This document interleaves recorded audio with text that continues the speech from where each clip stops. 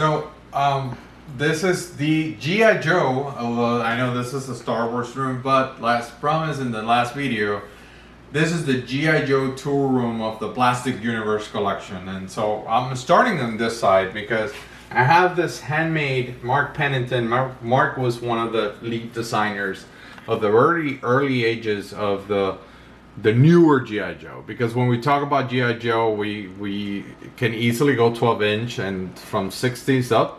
But in my personal case, and obviously because of my age, I'm an 80s G.I. Joe. So this was at UltraCon, a really nice convention by my friend Irvin Santiago. Mark was a guest of honor in there. So he made this Han, it's like a generic Joe type of thing. And he asked me, which one do you want me to do? And I just went and did and said, I will not dare to give you instructions, so you do whatever you want. And I want to think like it's a version 2 rock and roll, which was his design. And these are Larry Hama's, same pattern, same thing, Larry Hama's handmade sketches. This one happens to be, it looks like a Storm Shadow, but I told him that I wanted a Snake Eyes, and he once again said, just like Mark, so how do you want it? I said, whichever you want, sir. And so he made that really odd Storm Shadow look of an actual Snake Eyes, which I love it. So he also made this Sartan for me. And of course, the very first one that he did for me when I saw him, this was 3 different conventions, was Cobra Commander. So, these are like jewels for me. So let me show you the Joe room, which I teased in the last episode, in the last tour of the Star Wars room. But let me show you the Joe room. Come here. So this is, and I can easily spend hours talking in this room because I'm a Star Wars kid. I love Star Wars. As you saw in the last video, I'm a Star Wars collector, but there were always, when I was younger, there were always like, mira mi no me toques. They were like, look at them, have them like worship them, but not necessarily play with them. Whereas Joe's was the thing to play. I really enjoyed playing with Joe's and stay with Joe's. I've been heavily getting into reactions, and I really got the Masters of the Universe line, which I'll show you in another video when we do just Masters. But Joe's, once again, Joe's was the fun thing to play with, the fun thing to have. So one of the things that I'm getting lately into Joe's is to get variants from each country. I'm getting out of control with the foreign things. And one of the things that I really like, especially in this wall of Joe's, which is another resemblance of a Toys R Us wall when I was younger, and when we used to go there, my dad used to tell me just pick one, which I remember fondly because eventually we went back 2 weeks later and there was another pick one. I was very spoiled, so again, I'm not saying that in a bad way, but this wall for me represents somewhat a Toys R Us wall, which now I own the whole thing. Now the whole thing belongs to me. And one of the things that I really, really like in this new iteration of the wall is to have all these foreign figures right next to each other, but be able to see the American version right next to the Fun School, which is made in India. And this one is made in India, but I also have Fun Schools made in Russia. And like, for example, these are Argentinians. This one is Russian. This one is Indian. They're both made by Fun School. So the vast majority of these are Fun School or Takara made in Japan, or what else? Or of course Brazil with Commandos and Asao, which I love those Brazilians figures. They're like the shit. I really like the Brazilians figures. Like, these were like, I was so happy when I found these two, because we're used to Joes. There are some Joes that come with animals, but like a bear, a freaking grizzly bear, and tiger. But these are unique Commandos en Asao made by Estrella in Brazil, or these were made by Fun School, and they were, according to my knowledge, Based on what we've been able to find out, they were like hanged in clips at stores like 7-Eleven type of stores. So they're very hard to find, and especially like that mint on the car. I have them graded because there's no way to stand them up. So those are like oddities that I used to like. I also went heavily eventually into Action Force, which was the Europe, UK, and neighbor countries around them, iteration of Joes before they actually turned it into G.I. Joe. They kept going the Action Force line that now Bobby Bala owns, and he's doing those amazing bigger scale Action Force figures. I also have the FSS line, which was a club exclusive line. They're somewhat modern. There's some down below as well. Down there are some FSS. Those were really fun to have when the club was going on. But of course, the pride and joy of my vehicle collection, and it took me 35 years to get it. I call it the Uss Christie because I got it from Carlos Veron, and his wife was so happy to get rid of this thing when I got it. So I named it the Uss Christie in honor of her commitment. She actually helped to expedite the sale because she wanted this thing out of the living room. Carlos had it sitting in the living room, and I gladly took it and had it set sail for my home. I mean, there's no comparison. The flag is the flag. It's the mother of all vehicles because it looks like a playset. It's technically a playset, but at the same time, it's legally a vehicle. So, I mean, I'm looking forward to get the newer HasLab Sky Striker to put there, and I'm waiting for my co-host in Galaxia de Plástico, Juan Carlos Aspura Michelena, to find me a Venezuelan Ruby Plaza Sky Striker because I need a Venezuelan representation on that flag. But the flag, like setting up this flag, was so much fun. I did it with my kid, and I just every time that I walk and see it, it drives me. It's I don't know. It's really hard to describe. I love the flag.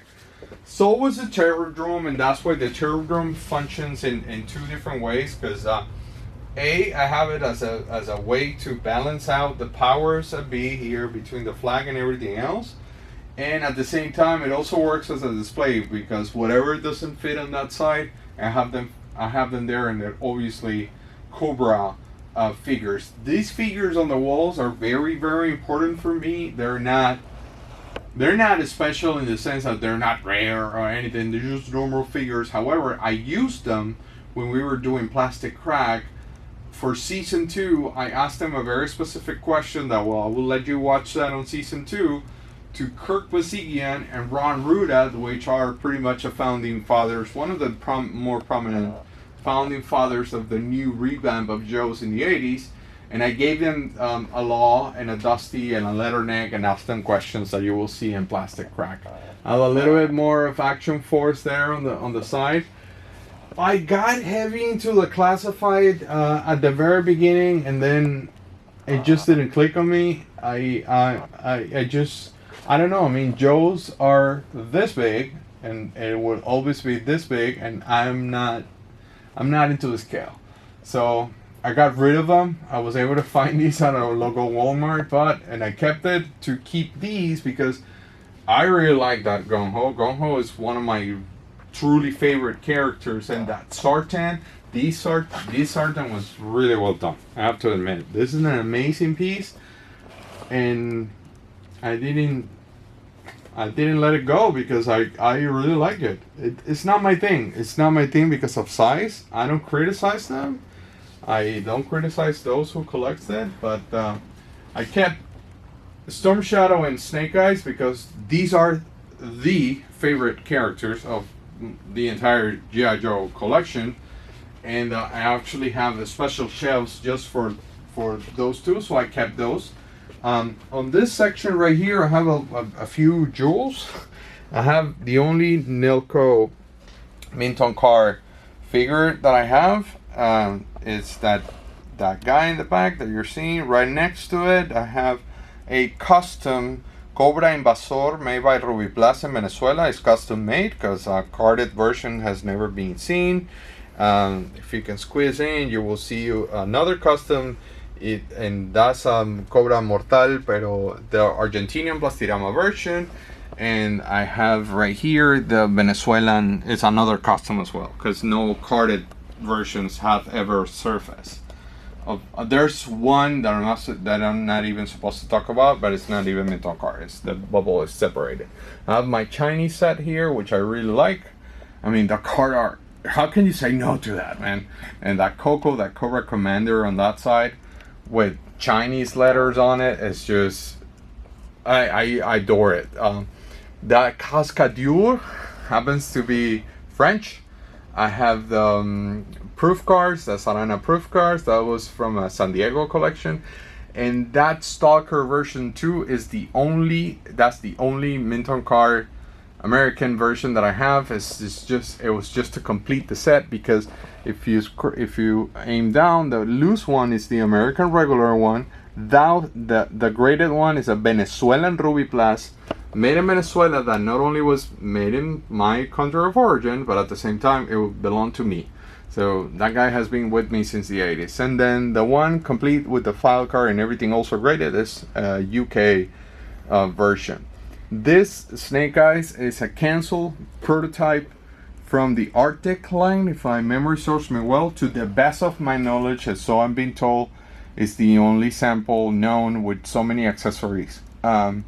So I had it graded a long time ago, and I love how it looks. I'm trying to stay away from modern, but I really like how it looks. These two guys, the Sandybird and Thrasher, out of the sub-teams of G.I. Joes, the Dreadnoks has always been the sub-teams. So these were convention exclusive back in 2004. And so I had them graded as well. I mean, these are the type of things that I don't like, to talk to handle and to touch. That guy is also Venezuelan. So I had it graded. It's from my own childhood. They're really hard to find. That year is really hard to distinguish between the American, because they did an amazing job at that point making it look like that. So on this first section down here, I know this is going to be hard to picture because of lack of lighting, but I have the real American hero, and the way that they're organized is kind of weird. And again, this is the playroom, and these are the play figures. So these are the ones I really like. And behind it, I used to see it when it wasn't that crowd, but behind it there's a Statue of Liberty. And I was trying to recreate the opening sequence of the animated movie. But, it got full. So I have the first 82-83 guys on the bottom. And then I have sort of like my favorite characters that resembles. My Gung-Ho is at the top of my preferences. But they all resemble that animated open. And some of them have their newer or modern version that I really like right next to it. So I don't mind mixing them up. I know some people will cringe at that, but this is my room and I liked it. Down here, more heroes, or more nice guys, more cool guys. The Slaughter, not Marauders, but the Slaughter. This, as you can see by the way that they're formed, this totally resembles the movie as well. I really like the movie. And here you got the Slaughter's Marauders, and I have them right next to the club versions. I think it was the last set that the club put together before they got shut down by Hasbro. The Mission Brazil Special, obviously all these hard to find guys that are really a pain in the neck now to get nowadays. When I got them, they weren't that hard and they weren't that crazy. I have a mini ice setup at the bottom, and it's a combination of modern stuff with those snow cobras, which are so cool, lead by obviously that FSS Cobra Commander. What's the title again of that? I think I have it carded. It's the Cobra Supreme Leader. That's how he was named, with the Mindbender. I couldn't say no to that. I have these ninjas are Spaniards. I just ran out of room, so that's why they're there with the rest of my Arctic snow guys. This guy Ian ran out of case, so that's why I don't have it. But it's a Chinese variant. As you can see, the card is in Chinese, and I'm really deep. It's no secret that if you watch my shows, it's no secret that I'm into foreign heavy. So up here we start hitting the nice sub things like Tiger Force, or Battle Force, or Sky Patrol. They're all in there in some way or form. And then we start getting into ninjas, which I really like. This backstop is very special for me because back at the convention days, they used to have this parachute dropped on one of the days of the convention, and I always missed it for some reason. I remember seeing it in videos and magazines and stuff, and I couldn't go. And the few conventions that I went, I always missed it. And the one that I was able to actually be in line and ready to get a parachute drop, I was with my kid, and I gave him a strong deal of pressure and said, because I'll let the kid go first. So I'll go and say, hey, I've been trying to get one of these guys for at least 10 to 15 years. You have to get me one. So he did. So that my son got me that backstop, so it's really special for me. This is my little shrine to Snake Eyes. As you can see, I love the ninja. I'm badass, and how can I not? He's the guy. I mean, who doesn't like Snake Eyes? But deep down in the center is the modern version made by the club of the White Mortal. And as hope you know, that's the Venezuelan pride and joy, although he's a terrorist that worked for a terrorist regime in the south, so we shouldn't be proud. But that's the modern version that was made in order to pay homage to the Ruby Blast version of it, which is the most sought after, one of the rarest Joes ever made. I have another, like a Cobra, hard to, let me see if this helps you. I have a Cobra section here, which obviously with the Cobra Commander sitting in the Imperial, Cobra Commander sitting at the bottom, and then a few iterations of Cobra Commander that I really like, escorted by all his denizens, and then troops until we get to Serpentor and more troops. As you can see at this point, it's no secret that I really like the animated movie, so Cobra La is more than welcome in my Joe room. And then we got Pirate Patrol. I have the mix between vintage and club-made. Those club-made were, if I recall correctly, that was the last set made by the club. So those are really hard to find nowadays. And then I have Vipers. These are all bad guys. I have Vipers down there, Night Vipers, Bats, a little bit of army building in some moderation. Some people might think I'm a little bit crazy, but I've seen way bigger armies than mine. But this is my Cobra. Literally, this whole shelf. Now that I'm thinking, this whole shelf is Cobra. So I think my therapist will get a kick of this discovery. Up here, let me swap the doors. Close this one. Well, I have pilots and drivers up there. I'm not a vehicle guy. I have, we totally skipped this part down here.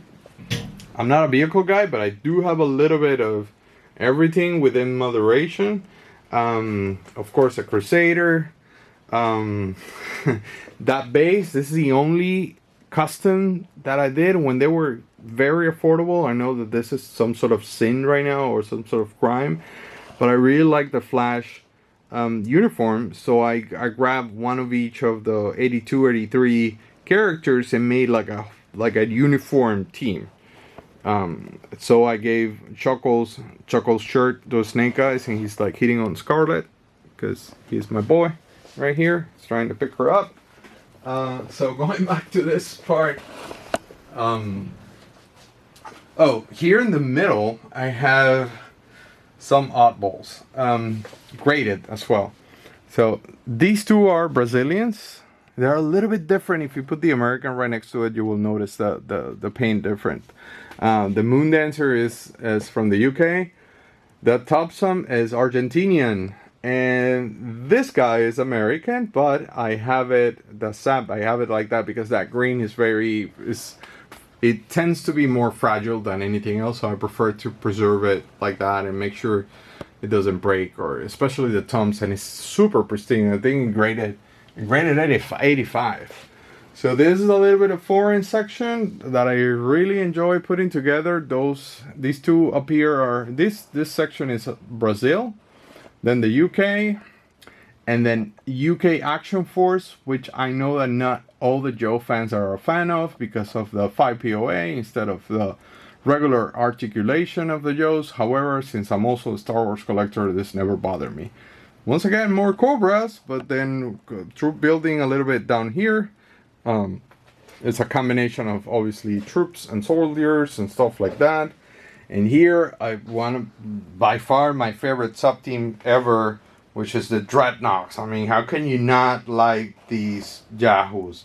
One of my favorite characters on the sub team lines, and I got a couple of gems, Super 7 reactions, which I think they belong there so they can sing with their band. And you know, I really liked it.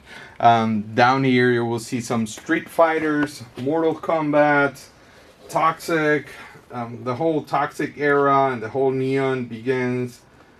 I had a lot of fun back then. I play a lot with them. I know they're not everyone's cup of tea, but they are in my room. And here we go. We're going to start from below. Here we go to a really interesting section of the room, because I really like the Valen versus Venom. I liked it. I mean, there was nothing going on and back then, and I started picking them up.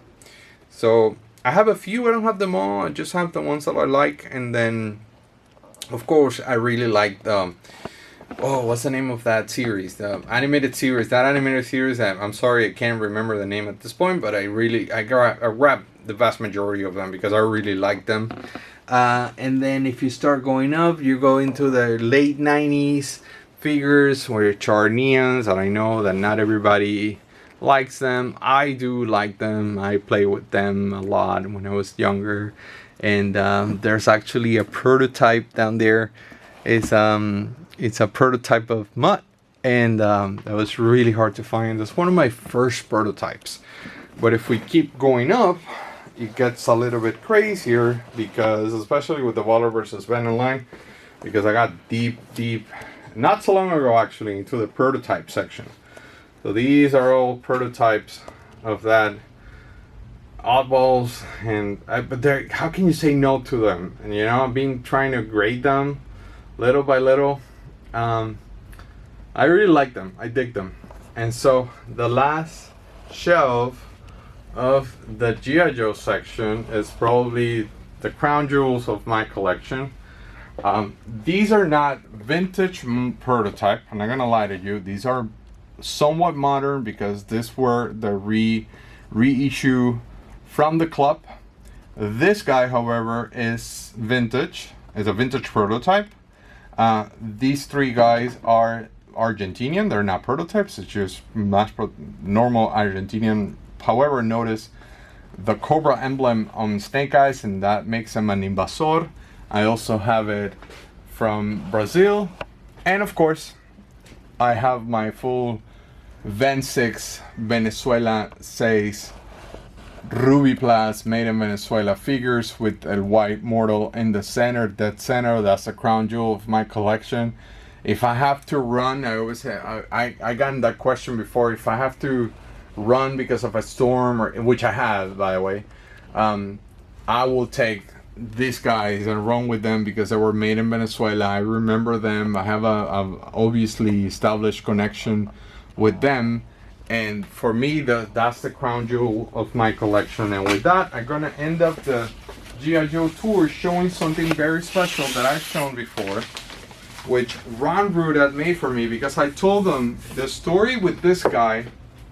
It's a fun story. I'm going to elaborate a little bit on that. Let me do it with the customs. So when Estrela from Brazil got the license to do G.I. Joes, they saw, it was a matter of translation. They saw the Cobra were the bad guys, and they saw Snake Eyes. So Snake Eyes, and by a problem of translation, they just assumed that the guy was a bad guy. So they turned the Snake Eyes into what is called Cobra Invasor, which let me get from here. By the way, I don't think I showed you this one. Battle vs. Venom, I graved the prototypes next to a production line on this. They're not modern anymore. They're like, you know, like 20-something years old. But I really dig these as well. So the Brazilians thought, because of the fact that his name is a Snake Eyes, that a Snake Eyes was a bad guy. So they added an emblem, a Cobra emblem, and they just call it Cobra Invasor, Cobra Invaser. And they turned him, this is a custom card, they turned him into a bad guy. So Plastirama in Argentina took it a step forward, and they wanted to milk the mold, and they did this version of a Snake Eyes, and they call it Cobra Mortal Cobra.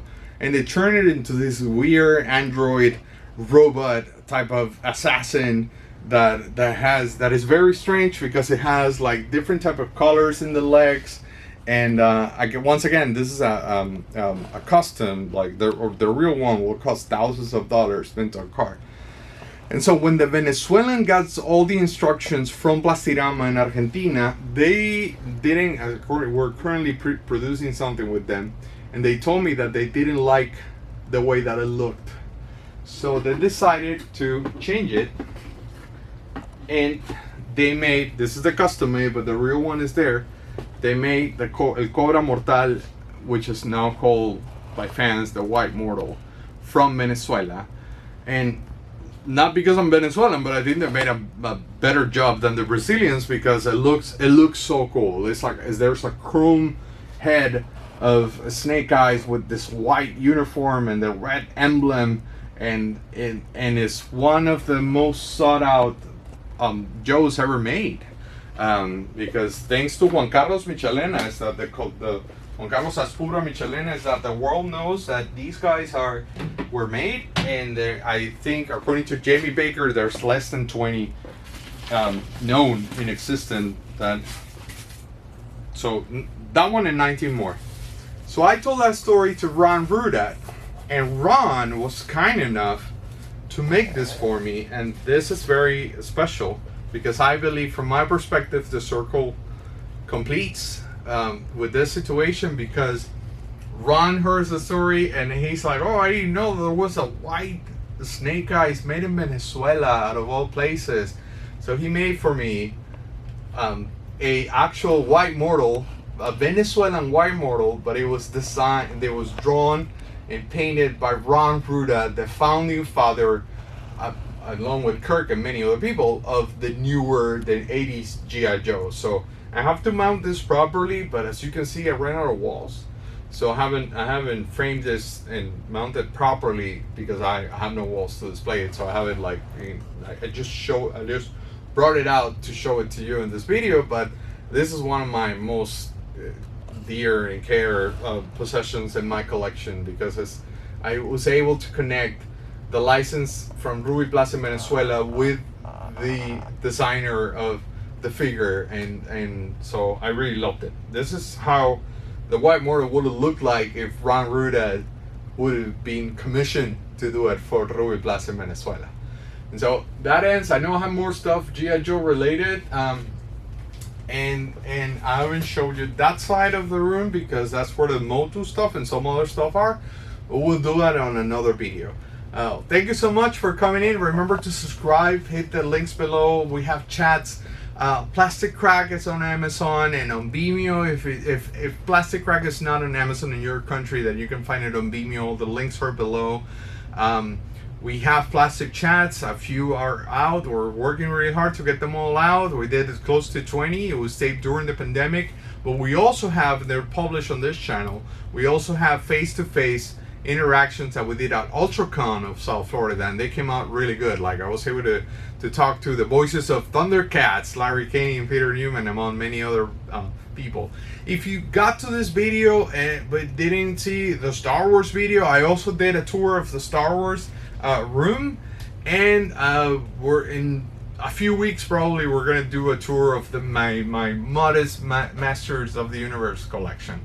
Thank you so much for tuning in, and just remember, hit the bell, just burn that button on the bell, subscribe, and like this video, share it, and send it to someone that you think that might enjoy this video. Thank you for watching.